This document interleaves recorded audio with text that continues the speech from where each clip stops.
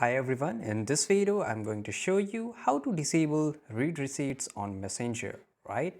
It's very easy to do it, so we have to just go to our Messenger mobile application here.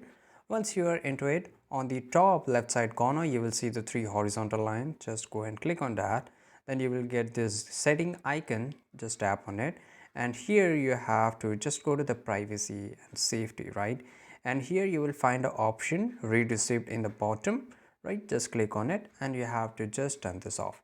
So once you turn this off, your read receipt has been disabled in Messenger. That's it.